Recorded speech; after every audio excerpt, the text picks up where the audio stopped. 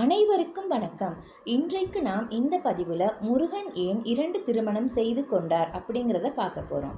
தமிழ் கடவுள் முருகன் என்று பக்தர்களால் அன்போடு அழைக்கப்படும் முருகப்பெருமான் ஏன் 2 திருமணங்களை செய்து கொண்டார் என்பதை தெரியுமா? அந்த 2 பெண் தெய்வங்களுக்கும் உள்ள தொடர்புகள் என்ன? எவ்வாறு முருகன் திருமணம் செய்து கொண்டார்? அவர் அவ்வாறு திருமணம் செய்து கொண்டதன் நோக்கம் என்ன? உள்ளிட்ட அனைத்து வினாக்களுக்கும் நாம் இந்த பதிவில் விடையை பார்க்கலாம்.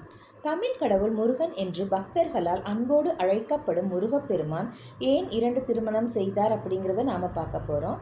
அது மட்டுமல்லாமல் அது எதனால காரணத்தினால அப்படிங்கிறதையும் நம்ம பார்க்க போகிறோம். செந்தமிழ் வேந்தனின் தெய்வீக காதல்களை அறிந்து கொள்ளலாம் வாருங்கள். முருகப்பெருமான் பெரும்பாலும் தமிழர்களின் கடவுள் என்று அறியப்படுகிறார். தமிழர்களின் 5 நிலங்களில் வழிபாட்டில் குறிஞ்சி நில தலைவனாக சேயோன் என்ற பெயரில் முருகன் இருந்துள்ளார். இவரின் வரலாறையும் இவரின் கருத்துக்களையும் திருமுருகாற்றுப்படை என்னும் நூல் விளக்குகிறது. ஆற்றுப்படுத்துதல் என்றால் நெறிப்படுத்துதல் அல்லது வழிகாட்டுதல் என்று பொருள் கூறுகிறது தமிழ். முருகன் மக்களுக்கு வழிகாட்டுவதால் திருமுருகாற்றுப்படை எனப்படுகிறது. மேலும் தமிழர்கள் அதிகம் வசிக்கும் பகுதிகளான குறிப்பாக தென்னிந்தியா, மொரீஷியஸ், இந்தோனேஷியா, மலேசியா மற்றும் சிங்கப்பூர் ஆகியவற்றில் முருக வழிபாடு சிறப்பாக நடைபெறுகிறது. இந்தியாவின் தமிழ்நாட்டில் அமைந்துள்ள முருகனின் மிக முக்கியமான 6 கோயில்களை முருகனின் 6 படை வீடுகள் என்று அழைக்கப்படுகின்றன. முருகனுடைய வாகனமாக பெரும்பாலும் மயிலே இருக்கிறது. ஆனால் தொன்மையான தமிழர் வழிபாட்டில் முருகனுக்கு யானை வாகனமும் இருந்துள்ளது. மேலும் அவர் ஆயுதமாக வேலை கொண்டுள்ளார். முருகன் குமாரசாமி என்றும் அழைக்கப்படுகிறார். அதில் குமார் என்றால் இளைஞன், சிறுவன் என்றும், சுவாமி என்றால் கடவுள் என்றும் பொருள்பட விளக்குகிறார். வேல் பொதுவாக முருகனுடைய ஆயுதமாக உள்ளது. முருகனுடைய தாய் பார்வதி தன்னுடைய சக்தியையும் ஆற்றலையும் ஒன்றிணைத்து வேலாக முருகனுக்கு கொடுத்தார். இந்த வேல் வெற்றியின் அடையாளமாக பார்க்கப்படுகிறது. அதனாலேயே தமிழகத்தில் வெற்றிவேல் என்னும் பெயரை காண முடிகிறது. சூரபத்மனுக்கு எதிரான போரில் இந்த வேலை கொண்டு தாக்கியதில் சூரபத்மன் 2ஆக வெட்டப்பட்டார். வெட்டப்பட்ட ஒவ்வொரு பாதிக்கும் முருகன் வரங்களை வழங்கினார். ஒரு பாதி சேவலாகவும் இன்னொரு பாதி மயிலாகவும் மாற்றினார். இதில் சேவல் கொடியாகவும் மயில் வாகனமாகவும் முருகனுடனே இருக்குமாறு வரம் அளித்தார். இதில் முருகனின் கொடியானது சூரியனை குறிப்பதாக கூறப்படுகிறது. இன்னொரு புராண கதையின்படி தாரகாசுரனை முருகன் தோற்கடித்த பிறகு அவரை சேவலாக மாற்றினார்.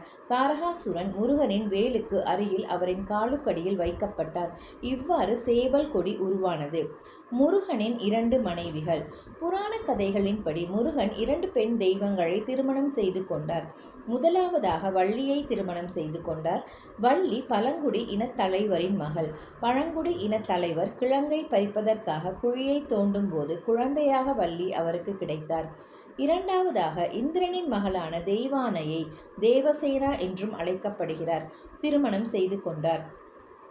முருகனின் 2 மனைவிகளான வள்ளி மற்றும் தெய்வானை ஆகியோர் இச்சா சக்தி மற்றும் கிரியா சக்தி ஆகியவற்றை குறிக்கின்றனர்.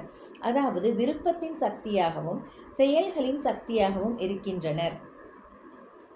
வள்ளி மற்றும் தெய்வானை இருவரும் முந்தைய பிறவியில் பெருமாளின் அதாவது விஷ்ணுவின் மகள்களாக பிறந்துள்ளனர். சகோதரிகளாக இருவரும் பல தவங்களை புரிந்தனர். இறைவன் முருகனை திருமணம் செய்வதற்கு அவ்வாறே மனைவிகளாகவும் மாறினர். அடுத்த பிறவியில் அவருக்கு முன்னரே தோன்றி திருமணம் செய்யும் வரத்தை பெற்றனர். அவ்வாறு வள்ளி மலைகளின் தலைவனுக்கு பிறந்து மலைகளின் கடவுளை திருமணம் செய்து கொண்டார். வள்ளியின் தந்தையிடம் முனிவர் நாரதர் இந்த வள்ளி முருகனின் மனைவியாவதற்கு பிறந்தவள் என்ற செய்தியை தெரிவித்தார். முருகன் 2 வகையான நேர்மையான பக்தர்களின் வழிபாடுகளை ஏற்றுக்கொண்டு அவர்களின் வேண்டுதல்களை நிறைவேற்றும் விதமாக இருவரையும் திருமணம் செய்து கொண்டு தன் மீதான பக்தியின் சக்திகளை இந்த உலகத்திற்கு தெரியப்படுத்தினார். வேதங்களில் பரிந்துரைக்கப்பட்ட ஒரு பாதையை தேர்ந்தெடுத்து பக்தியாய் இருந்த ஒருவரையும் வழக்கமான பக்தியோடு நேர்மையாகவும் உணர்ச்சிகரமான அன்போடு இருந்த ஒருவரையும் திருமணம் செய்து பக்தியின் பெருமையை உணர்த்தினார். தெய்வானையும் வள்ளியும் இந்த 2 வகையான பாதைகளை பின்பற்றி இறைவனை அடைந்தனர். வள்ளி முருகன். வள்ளி தனது முந்தைய பிறப்பில் விஷ்ணுவின் மகளாக இருந்தார். அவர் முருகனை திருமணம் செய்து கொள்ள கடுமையான தவம் புரிந்தார். வள்ளி உயிர்களின் அறியாமையை உணர்த்தும் குறியீடாக இருந்தார். தனது குருவான நாரதரின் வழிகாட்டுதலின்படி அறியாமையை அழித்து ஆன்மாவின் உன்னத விடுதலையை குறிக்கும் விதமான முருகனுடனான வள்ளியின் திருமணம் குறிப்பிடப்படுகிறது. இது வழக்கத்திற்கு மாறான முறையில் காந்தர்வா அல்லது பைசாச்சா போன்ற வகையான திருமணம் என்று விவரிக்கப்படுகிறது. பழந்தமிழின் இலக்கிய குறிப்புகளில் வள்ளியானவர் முருகனின் மணமகளாக இருந்துள்ளார். எனவே வள்ளி தமிழக மக்களிடையே மிகவும் பிரபலமானவராக இருப்பதில் ஆச்சரியம் எதுவுமில்லை. மலைமகளாக வலம் வந்து முருகனின் மனதினில் இடம் பிடித்த வரலாற்றை வள்ளியம்மை திருமண படலம் என்ற தலைப்பில் கச்சியப்பரின் 6வது நூலான கந்த புராணத்தில் 267வது பாடலில் குறிப்புகள் உள்ளன. இவை முருகனின் காதல் மற்றும் வேட்டுவரின் மகள் வள்ளியுடனான கூடலை பற்றிய கதையை விவரிக்கிறது. வள்ளியை காடுகளில் பார்த்த முருகன் அவருடைய அழகில் சொக்கிப்போய் ஒரு கம்பீரமாக வேட்டைக்காரனாக தோற்றமெடுத்து வள்ளி முன்பு தோன்றினார். மலைகளின் தலைவர் வரும் நேரம் என்பதால் முருகனை மறைந்து இருக்குமாறு கடிந்து கொண்டார். அவ்வாறு தலைவர் சென்ற பின்பு மீண்டும் அதே உருவில் தோன்றிய முருகன் தனது காதலை வள்ளியிடம் தெரிவித்தார். ஆனால் வள்ளி அதனை ஏற்க மறுத்துவிட்டார். எனவே பின்னர் வயதான தோற்றத்திற்கு மாறி வள்ளியிடம் தனக்கு பசிப்பதாக உணவு கேட்டார். வள்ளியும் தினையையும் தேனையும் கலந்து உணவாக கொடுத்தார். அவர் உண்ட பின்பு தண்ணீரையும் கொடுத்தார். இதனை முருகன் கேலியாக இணையருக்கு தாகம் தீர்ப்பதை போன்று இருக்கிறதே என்று கூறினார். முருகன் வள்ளியின் திருமணம். ஆனால் அவருடைய கேலியை கேட்டு கோபமடைந்தார் வள்ளி. இதனால் முருகன் தன் அண்ணன் விநாயகரின் உதவியை நாடினார். விநாயகரும் யானையாக மாறி வள்ளியை அச்சமூட்டினார். யானைக்கு பயந்து கிழவர் இருக்கும் இடத்தை நோக்கி ஓடினார். அந்த கிழவரிடம் தன்னை காப்பாற்றுமாறு கேட்டார். ஆனால் அவர் தன்னை திருமணம் செய்து கொள்ள ஒப்புக்கொண்டால்தான் காப்பாற்றுவேன் என்றார்.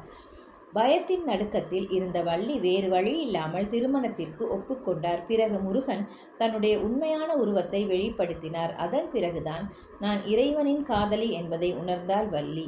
பிறகு எல்லோருடைய ஒப்புதலுடன் இருவரின் திருமணம் நடைபெற்றது. முருகன் அசுரர்களை வென்ற பிறகு இந்திரன் தனது மகளான தெய்வானையை முருகனுக்கு திருமணம் செய்து வைத்தார். தெய்வானை முந்தைய பிறவியில் விஷ்ணுவின் மகளான தெய்வானை முருகனை திருமணம் செய்து கொள்ள கடுந்தவம் புரிந்தார். தெய்வானையுடனான திருமணத்தை மரபு வழி திருமணம் என்கின்றனர். இந்த முறை வைதீக திருமண வகை என்று விவரிக்கப்படுகிறது. இவ்வாறு முருகன் தனது 2 மனைவிகளுடன் இணைந்து மனித வாழ்க்கையின் மிக உயர்ந்த தத்துவத்தை கற்பிக்கிறார். நன்றி, வணக்கம்.